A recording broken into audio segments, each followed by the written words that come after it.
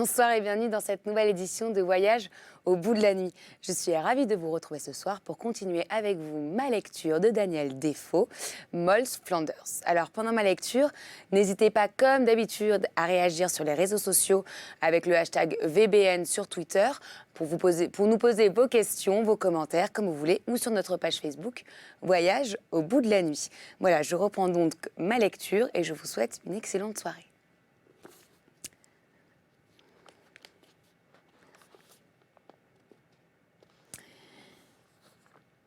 Il faut qu'ici je revienne un peu en arrière, à l'endroit où j'ai interrompu. Le frère aîné, étant venu à bout de moi, son premier soin fut d'entreprendre sa mère. Et il ne cessa qu'il ne l'eût amenée à se soumettre, passive au point de n'informer le père qu'au moyen de lettres écrites par la poste. Si bien qu'elle consentit à notre mariage secret et se chargea d'arranger l'affaire ensuite avec le père. Puis, il cajola son frère et lui persuada qu'il lui avait rendu un inestimable service. Se vanta d'avoir obtenu le consentement de sa mère, ce qui était vrai, mais n'avait point été fait pour le servir, mais pour se servir soi-même. Mais il le pipa ainsi avec diligence et eut tout le renom d'un ami fidèle pour s'être débarrassé de sa maîtresse en la mettant dans les bras de son frère, pour en faire sa femme. Si naturellement les hommes renient l'honneur, la justice et jusqu'à la religion pour obtenir de la sécurité, il me faut maintenant revenir au frère Robin, comme nous l'appelions toujours, et qui, ayant obtenu le consentement de sa mère, vint à moi tout gonflé de la nouvelle. Et m'en dit l'histoire avec une sincérité si visible que je dois avouer que je fus affligée de servir d'instrument à décevoir un si honnête gentilhomme. Mais il n'y avait point de remède. Il voulait me prendre, et je n'étais pas obligée de lui dire que j'étais la maîtresse de son frère, quoique je n'eusse eu d'autre moyen de l'écarter, de sorte que je m'accommodai peu à peu, et voilà que nous fûmes mariés. La pudeur s'oppose à ce que je révèle les secrets du lit nuptial. Mais rien ne pouvait être si approprié à ma situation que de trouver un mari qui eût la tête si brouillée en se mettant au lit, qu'il ne pût se souvenir le matin qu'il avait eu commerce avec moi ou non. Et je fus obligée de lui affirmer, quoiqu'il n'en fût rien, afin d'être assurée qu'il ne s'inquiéterait d'aucune chose. Il n'entre guère dans le dessein de cette histoire de vous instruire plus à point sur cette famille et sur soi-même et sur moi-même pendant les 5 années que j'ai vécues avec ce mari. Sinon de remarquer que de lui j'eus 2 enfants et qu'il mourut au bout des 5 ans. Il avait vraiment été un très bon mari pour moi et nous avions vécu très agréablement ensemble. Mais comme il n'avait pas reçu grand-chose de sa famille et que dans le peu de temps qu'il vécut, il n'avait pas acquis grand état, ma situation n'était pas belle, et ce mariage ne me profita guère. Il est vrai que j'avais conservé les billets du frère aîné, où il s'engageait à me payer 500 livres pour mon consentement à épouser son frère. Et ces papiers, joints à ce que j'avais mis de côté sur l'argent, qu'il m'avait donné autrefois et environ autant qui me venait de mon mari, me laissèrent veuve avec près de 1200 livres en poche. Mes 2 enfants me furent heureusement ôtés de dessus les bras par le père et la mère de mon mari. Et c'est le plus clair de ce qu'ils eurent de Madame Betty. J'avoue que je n'éprouvais pas le chagrin qu'il convenait de la mort de mon mari, et que je ne puis dire que je ne l'ai jamais aimé comme j'aurais dû le faire, ou que je répondis à la tendresse qu'il montra pour moi, car c'était l'homme le plus délicat, le plus doux, et de meilleure humeur qu'une femme pût souhaiter. Mais son frère, qui était si continuellement devant mes yeux, au moins pendant notre séjour à la campagne, était pour moi un appât éternel. Et jamais je ne fus au lit avec mon mari que je ne me désirasse dans les bras de son frère. Et bien que le frère ne fit jamais montre d'une affection de cette nature après notre mariage, mais se conduisit justement à la manière d'un frère, Toutefois, il me fut impossible d'avoir les mêmes sentiments à son égard. En somme, il ne se passait pas de jour où je ne commisse avec lui l'adultère et inceste dans mes désirs, qui sans doute étaient aussi criminels que des actes. Avant que mon mari mourût, son frère aîné se maria. Et comme à cette époque nous avions quitté la ville pour habiter Londres, la vieille dame nous écrivit pour nous prier aux noces. Mon mari y alla, mais je feignis d'être indisposée, et ainsi je peux rester à la maison. Car en somme, je n'aurais pu supporter de le voir donner à une autre femme, quoique sachant bien que jamais plus je ne l'aurai à moi. J'étais maintenant, comme je l'avais été jadis, laissée libre au monde, et étant encore jeune et jolie, comme tout le monde me le disait, et je le pensais bien, je vous affirme, avec une suffisante fortune en poche. Je ne m'estimais pas à une médiocre valeur. Plusieurs marchands fort importants me faisaient la cour, et surtout un marchand de toile qui se montrait très ardent, et chez qui j'avais pris logement après la mort de mon mari, sa sœur étant de mes amis là. Là, j'eus toute liberté et occasion d'être gaie, et de paraître dans la société que je pouvais désirer, n'y ayant chose en vie plus folle et plus gaie que la sœur de mon hôte, et non tant maîtresse de sa vertu que je le pensais d'abord. Elle me fit entrer dans un monde de société extravagante, et même emmena chez elle différentes personnes, à qui il ne lui déplaisait pas de se montrer obligeante. Pour voir sa jolie veuve, or, ainsi que la renommée et les sceaux composent une assemblée, je fus ici merveilleusement adulée. J'eus abondance d'admirateurs et de ceux qui se nomment amants, mais dans l'ensemble, je ne reçus pas une honnête proposition. Quant aux deux saints qu'il entretenait tous, je l'entendais trop bien pour me laisser attirer dans des pièges de ce genre. Le cas était changé pour moi. J'avais de l'argent dans ma poche et je n'avais rien à leur dire. J'avais été prise une fois à cette piperie nommée amour, mais le jeu était fini. J'étais résolue maintenant à ce qu'on m'épousât, sinon rien, et à être bien mariée ou point du tout. J'aimais en vérité la société d'hommes, enjoués et de gens d'esprit, et je me laissais souvent divertir par eux. De même que je m'entretenais avec les autres. Mais je trouvais par juste observation que les hommes les plus brillants apportaient le message le plus terne. Je veux dire le plus terne pour ce que je visais. Et d'autre part, ceux qui venaient avec les plus brillantes propositions étaient les plus ternes et déplaisantes qui fussent au monde. Je n'étais point si répugnante à un marchand. Mais alors je voulais avoir un marchand, par ma foi, qui eût du gentilhomme et que lorsqu'il prendrait l'envie à mon mari de me mener à la cour ou au théâtre, il supportait l'épée et prendre son air de gentilhomme tout comme un autre, et non pas sembler d'un croquant qui garde à son juste corps la marque des cordons de tablier ou la marque de son chapeau à la perruque, portant son métier au visage, comme si l'on eût pendu à son épée au lieu de la lui attacher. Eh bien, je trouvais enfin cette créature amphibie, cette chose de terre et d'eau qu'on nomme gentilhomme marchand. Et comme juste punition de ma folie, je fus prise au piège que je m'étais pour ainsi dire tendu. C'était aussi un drapier, car bien que ma camarade m'eût volontiers entreprise à propos de son frère, il se trouva, quand nous en vînmes au point que c'était pour lui servir de maîtresse, et je restai fidèle à cette règle qu'une femme ne doit jamais se laisser entretenir comme maîtresse, si elle a assez d'argent pour se faire épouser.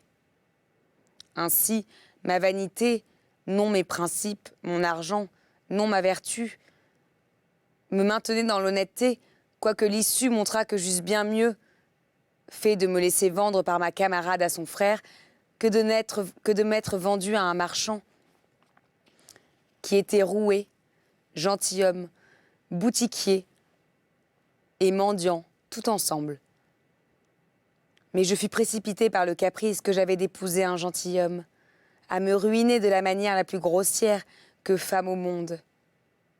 Car mon nouveau mari, découvrant d'un coup d'une masse d'argent, tomba dans des dépenses si extravagantes que tout ce que j'avais joint à ce qu'il y avait n'y eut point tenu plus d'1 an. Il eut infiniment de goût pour moi pendant environ le quart d'une année. Et le profit que j'en tirai fut d'avoir le plaisir de voir dépenser pour moi une bonne partie de mon argent. « Allons, mon cœur, me dit-il une fois, voulez-vous venir faire un tour à la campagne pendant 8 jours ? Eh, mon ami, dis-je, où donc voulez-vous aller ? Peu importe où, dit-il, mais j'ai l'envie de me pousser de la qualité pendant 1 semaine. Nous irons à Oxford, dit-il. Et comment irons-nous, dis-je ? Je ne sais point monter à cheval et c'est trop loin pour un carrosse. Trop loin ? Dit-il, nul endroit n'est trop loin pour un carrosse à 6 chevaux. Si je vous emmène, je veux que vous voyagez en duchesse. Dis-je, mon ami, c'est une folie, mais puisque vous en avez l'envie, je ne dis plus rien. Eh bien, le jour fut fixé. Nous eûmes un riche carrosse d'excellents chevaux, cochers, postillons et 2 laquais en très belle livrée. Un gentilhomme à cheval et un page avec une plume au chapeau sur un autre cheval. Tout le domestique lui donnait du monseigneur, et moi, j'étais sa grandeur la comtesse. Et ainsi, nous fîmes le voyage d'Oxford, et ce fut une excursion charmante. Car pour lui rendre son dû, il n'y avait pas de mendiant au monde qui sût mieux que mon mari trancher du Seigneur. Nous visitâmes toutes les curiosités d'Oxford, et nous parlâmes à 2 ou 3 maîtres des collèges de l'Intention où nous étions d'envoyer à l'université un neveu qui avait été laissé aux soins de sa seigneurie, en leur assurant qu'il serait désigné comme tuteur. Nous nous divertîmes à berner divers pauvres écoliers de l'espoir de devenir pour le moins chapelain de sa seigneurie et de porter l'écharpe. Et ayant ainsi vécu en qualité pour ce qui était au moins de la dépense, nous nous dirigeâmes vers Northampton. Et en somme, nous rentrâmes au bout de 12 jours, la chanson nous ayant coûté 93 livres. La vanité est la plus parfaite qualité d'un fat. Mon mari avait cette excellence de n'attacher aucune valeur à l'argent. Comme son histoire, ainsi que vous pouvez bien penser, est de très petit poids. Il suffira de vous dire qu'au bout de 2 ans et quart, il fit banqueroute, fut envoyé dans une maison de sergent, ayant été arrêté sur un procès trop gros pour qu'il pût donner caution. De sorte qu'il m'envoyait chercher pour venir le voir. Ce ne fut pas une surprise pour moi, car j'avais prévu depuis quelque temps que tout s'en irait à volo. Et j'avais pris garde de mettre en réserve autant que possible quelque chose pour moi. Mais lorsqu'il me fit demander, il se conduisit bien mieux que je n'espérais. Me dit tout net qu'il avait bien agi en sot et s'était laissé prendre où il put faire résistance. Qu'il prévoyait maintenant qu'il ne pourrait plus parvenir à rien. Que par ainsi il me priait de rentrer et d'emporter dans la nuit tout ce que j'avais de valeur dans la maison pour le mettre en sûreté. Et ensuite, il me dit que si je pouvais emporter du magasin 100 ou 200 livres de marchandises, je devais le faire. Seulement, dit-il, ne m'en faites rien savoir. Ne me dites pas ce que vous prenez ou vous l'emportez. Car pour moi, dit-il, je suis résolu à me tirer de cette maison et à m'en aller. Et si vous n'entendez jamais plus parler de moi, mon amour, je vous souhaite du bonheur. Je suis fâché du tort que je vous ai fait. Il y ajouta quelque chose très gracieuse pour moi, comme je m'en allais, car je vous ai dit que c'était un gentilhomme. Et ce fut tout le bénéfice que j'en eus, en ce qu'il me traita fort galamment, jusqu'à la fin, sinon qu'il dépensa tout ce que j'avais et me laissa le soin de dérober à ses créanciers de quoi manger. Néanmoins, je fis ce qu'il m'avait dit. Comme bien vous pouvez penser, ayant ainsi pris congé de lui, je ne le revis plus jamais, car il trouva moyen de s'évader hors de la maison du baïf, cette nuit ou la suivante, comme je ne le sus point, car je ne parvins à apprendre autre chose, sinon qu'il rentra chez lui à environ 3 heures du matin, fit transporter le reste de ses marchandises à la monnaie, et fermer la boutique. Et, ayant levé l'argent qu'il put, il passa en France, d'où je reçus 2 ou 3 lettres de lui. Point d'avantage. Je le vis quand il rentra, car m'ayant donné les instructions que j'ai dites, et moi ayant employé mon temps de mon mieux, je n'avais point d'affaire de retourner à la maison, ne sachant si je n'y serais arrêté par les créanciers. Car une commission de banqueroute ayant été établie peu après, on aurait pu m'arrêter par ordre des commissaires. Mais mon mari, s'étant désespérément échappé de chez le baïf, en se laissant tomber presque du haut de la maison sur le haut d'un autre bâtiment, d'où il avait sauté et qui avait presque 2 étages, en quoi il manqua de bien peu de se casser le cou. Il rentra et emmena ses marchandises avant que les créanciers puissent venir saisir. C'est-à-dire avant qu'ils eussent obtenu la commission à temps pour envoyer les officiers en prendre possession. Mon mari fut si honnête envers moi, car je répète encore qu'il tenait beaucoup du gentilhomme, que dans la première lettre qu'il m'écrivit, il me fit savoir où il avait engagé 20 pièces de fine Hollande pour 30 livres, qui valaient plus de 90 livres, et joignit la reconnaissance pour aller les reprendre en payant l'argent, ce que je fis. Et en bon temps, j'en tirai plus de 100 livres, ayant eu loisir pour les détailler et les vendre à des familles privées, selon l'occasion. Néanmoins, ceci compris, et ce que j'avais mis en réserve auparavant, je trouvais tout compte fait que mon cas était bien changé et ma fortune extrêmement diminuée. Car avec la toile de Hollande et un paquet de mousseline fine que j'avais emporté auparavant, quelques argenteries et d'autres choses, je me trouvais pourvoir à peine disposer de 500 livres. Et ma condition était très singulière, car bien que je n'eusse pas d'enfant, j'en avais eu un de mon gentilhomme drapier, mais il était enterré. Cependant, j'étais une veuve fée, j'avais un mari, et point de mari, et je ne pouvais prétendre me remarier, quoique sachant assez que mon mari ne reverrait jamais l'Angleterre, dit-il vivre 50 ans. Ainsi, dis-je, j'étais en clause de mariage, quelle que fût l'offre qu'on me fit. Et je n'avais point d'amis pour me conseiller, dans la condition où j'étais du moins à qui je pusse confier le secret de mes affaires. Car si les commissaires eussent été informés de l'endroit où j'étais, ils m'eussent fait saisir et emporter tout ce que j'avais mis de côté. Dans ces appréhensions, la première chose que je fis fut de disparaître entièrement du cercle de mes connaissances et de prendre un autre nom. Je le fis effectivement et me rendis également à la Monnaie, où je pris logement à un endroit très secret. M'habillai de vêtements de veuve et pris le nom de Madame Flanders. Là, cependant, je me cachai, et bien que ma nouvelle connaissance ne sût rien de moi, je ne tardai pas à être entourée d'une nombreuse compagnie. Que ce soit parce que les femmes sont rares parmi les gens que l'on y trouve généralement, ou parce que certaines consolations aux misères de ce lieu sont plus nécessaires qu'en d'autres circonstances.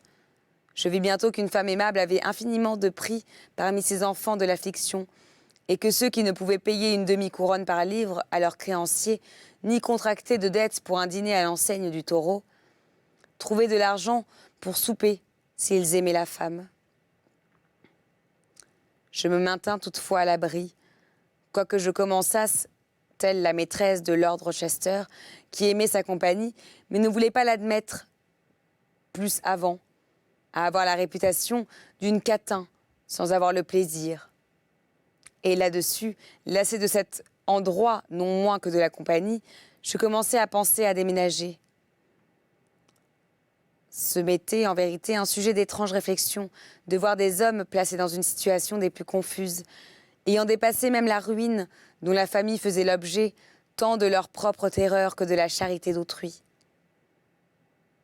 S'efforcer cependant, tant qu'ils avaient un penny en poche, et même au-delà, de noyer leur chagrin dans leur perversité, entassant encore sur eux davantage de culpabilité, peinant pour oublier les choses passées, alors que c'était justement le moment de les rappeler.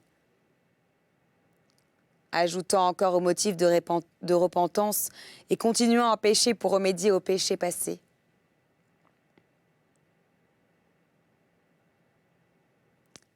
Mais je n'ai point le talent de prêcher. Ces hommes étaient trop mauvais même pour moi. Il y avait quelque chose d'horrible et d'absurde dans leur façon de pécher.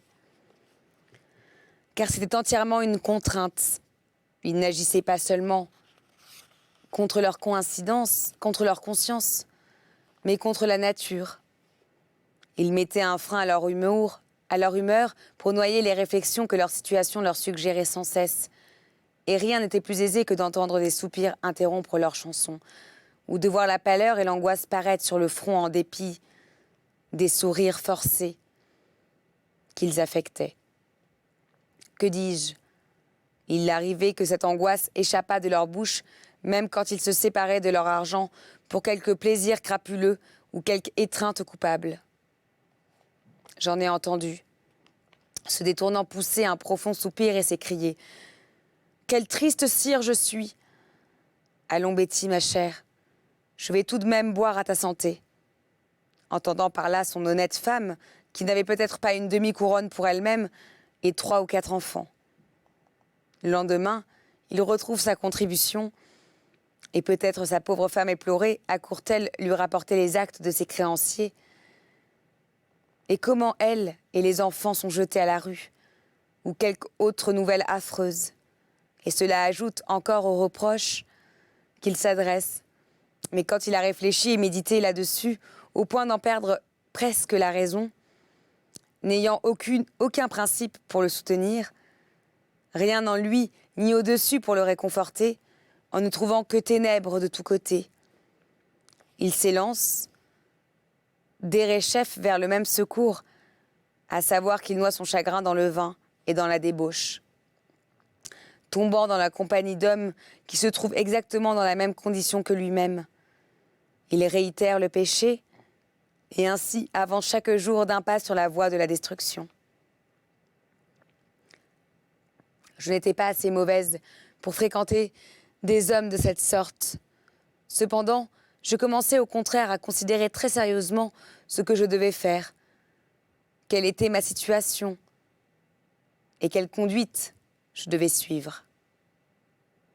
Je savais que je n'avais pas d'amis, non pas une amie, pas un parent au monde, et le peu qui me restait s'épuisait visiblement alors que, ce peu une fois parti, je ne voyais devant moi que misère et inanition. Sur ces considérations, dis-je, et rempli d'horreur pour le lieu où je me trouvais, et les horribles objets que j'avais toujours devant moi, je résolus de m'en aller. J'avais fait la connaissance d'une bonne et modeste sorte de femme, qui était veuve aussi, comme moi, mais en meilleures conditions. Son mari avait été capitaine de vaisseau et ayant eu le malheur de subir un naufrage, à son retour des Indes, fut si obligé de sa perte que bien qu'il eût la vie sauve, son cœur se brisa et il mourut de douleur. Sa veuve, étant poursuivie par les créanciers, fut forcée de chercher abri à monnaie. Elle eut bientôt repéré ses affaires avec l'aide de ses amis et reprit sa liberté, en trouvant que j'étais là plutôt afin de vivre cachée que pour échapper à des poursuites. Elle m'invita à rentrer avec elle dans sa maison jusqu'à que j'eusse quelques vues pour m'établir dans le monde à ma volonté. D'ailleurs, me disant qu'il y avait 10 chances contre une pour que quelque bon capitaine de vaisseau se prît de caprice pour moi et me fit la cour en la partie de la ville où elle habitait. C'est ainsi que se termine l'extrait de ma lecture de ce soir. J'espère que vous avez apprécié ce moment. Je vous retrouve très vite pour la suite du roman et je vous souhaite une excellente nuit. À tout de suite sur D8.